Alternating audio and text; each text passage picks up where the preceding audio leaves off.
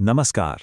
जरा सोचिए, दुनिया के सबसे ज्यादा विविधता वाले देश के लिए एक रूल बुक लिखनी है, मतलब 1 अरब से भी ज्यादा लोगों के लिए एक संविधान। आज हम भारत के संविधान की इसी दिलचस्प कहानी को समझेंगे कि आखिर ये बना कैसे, इसका दिल क्या है और ये आज भी इतना अहम क्यों है।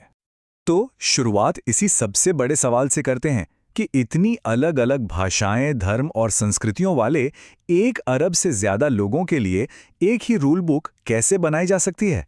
ये कोई छोटा मोटा काम नहीं था। आज़ादी के बाद भारत के संविधान बनाने वालों के सामने यही सबसे बड़ी चुनौती थी।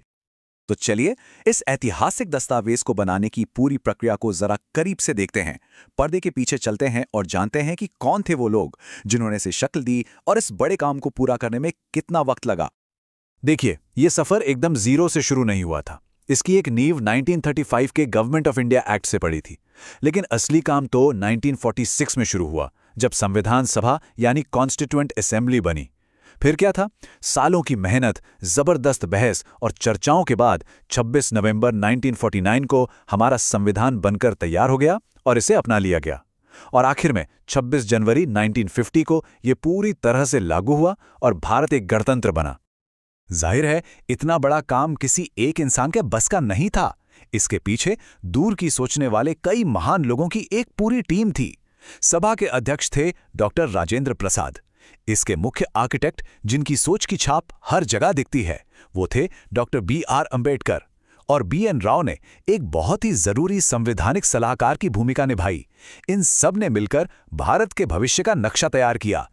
80,000। जी हाँ, हमारे भारतीय संविधान में लगभग इतने शब्द हैं और यही बात इसे दुनिया का सबसे लंबा लिखा हुआ संविधान बनाती है। पर यह सिर्फ एक नंबर नहीं है, ये इस बात का सबूत है कि भारत की विशाल विविधता और हर छोटी बड़ी चीज को एक ही दस्तावेज में समेटने की कितनी बड़ी कोशिश की गई थी।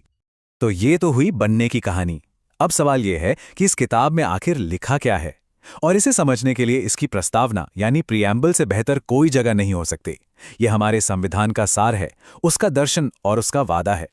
प्रस्तावना कहती है कि भारत एक लोकतांत्रिक गणराज्य है, पर इसका मतलब क्या है? बहुत सीधे शब्दों में कहें तो असली ताकत जनता के हाथ में है। लोग वोट देकर अपने प्रतिनिधि चुनते हैं जो सरकार चलाते हैं, और वो भी एक तय समय के लिए। मतलब यहां कोई राजा, रानी या वंश का शासन नहीं है। प्रस्तावना में 5 बहुत जरूरी शब्द हैं जो इस गणतंत्र की नींव हैं: संप्रभु, समाजवादी, पंथनिरपेक्ष, लोकतांत्रिक और गणराज्य। संप्रभु मतलब भारत अपने फैसले लेने के लिए आज़ाद है। समाजवादी का मकसद सामाजिक और आर्थिक बराबरी लाना है। पंथनिरपेक्ष का मतलब है कि देश का अपना कोई धर्म नहीं होगा, सब बराबर हैं। और लोकतांत्रिक गणराज्य तो हम समझ ही चुके हैं, जनता का, जनता के द्वारा और जनता के लिए शासन। चलिए अब आगे बढ़ते हैं और ये देखते हैं कि ये संविधान एक आम नागरिक को क्या देता है और बदले में उनसे क्या उम्मीद करता है। इसे एक तरह का कॉन्ट्रैक्ट समझ सकते हैं, जिसमें अधिकार भी हैं और कुछ कर्तव्य भी। डॉक्टर अंबेडकर का ये कथन आर्टिकल 32 की अहमियत बताता है। उन्होंने इसे संविधान की आत्मा और उसका दिल कहा था। ये है संवैधानिक उपचारों का अधिकार। इसका सीधा सा मतलब है कि अगर किसी के मौलिक अधिकारों का उल्लंघन होता है तो वो सीधा कोर्ट का दरवाजा खटखटा सकता है। ये अधिकार बाकी सभी अधिकारों का गार्डियन है, उनका रक्षक है। तो सवाल ये है कि कोर्ट इन अधिकारों के रक्षा करता कैसे हैं? इसके लिए अदालतों के पास 5 तरह के खास कानूनी आदेश हैं, जिन्हें रिट कहते हैं।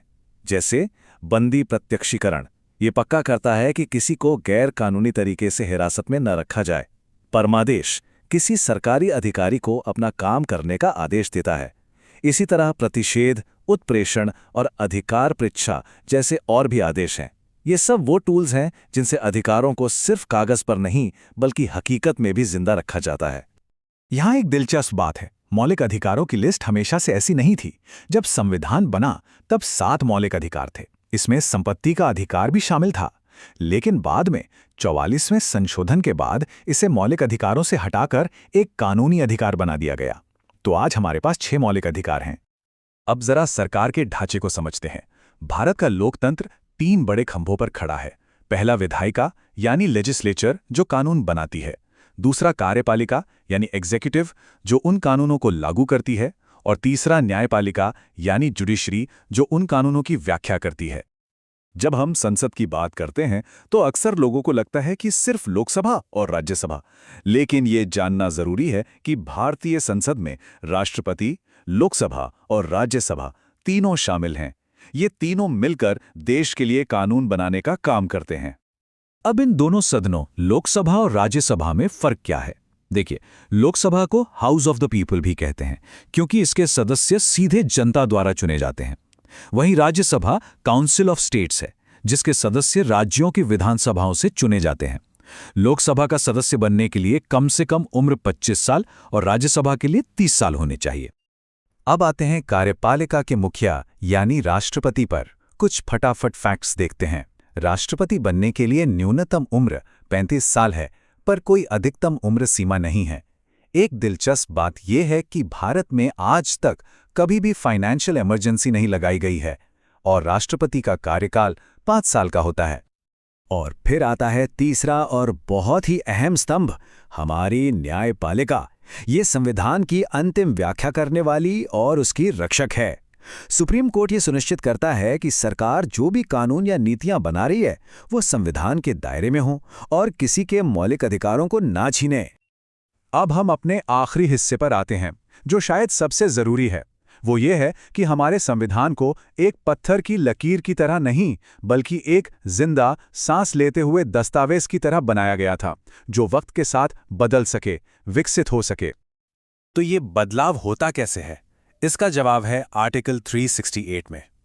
ये आर्टिकल संसद को संविधान में संशोधन करने यानी बदलाव करने की शक्ति देता है। संविधान बनाने वाले ये बात जानते थे कि आने वाले वक्त की जरूरतें अलग होंगी, इसीलिए उन्होंने बदलाव का ये रास्ता खुला रखा। लेकिन क्या इसका मतलब यह है कि संसद कुछ भी बदल सकती है? नहीं। यहीं पर न्यायपालिका का मूल संरचना सिद्धांत आता है। इसे एक पेड़ की तरह समझिए। आप उसकी टहनियों को काट छाट सकते हैं, पर आप उसकी जड़ों को नहीं काट सकते। ये जड़ें ही संविधान के मूल सिद्धांत हैं, जैसे देश की संप्रभुता, फेडरल सिस्टम, जुडिशियल रिव्यू और पार्लियामेंट्री सिस्टम। ये संविधान की आत्मा है, इन्हें नहीं बदला जा सकता। तो 1950 में तैयार किया गया ये ब्लूप्रिंट आज भी आने वाले कल के भारत को रास्ता दिखा रहा है। ये एक जिंदा दस्तावेज है जो लगातार विकसित हो रहा है। तो सवाल यही है कि शानदार कहानी का अगला चैप्टर क्या होगा?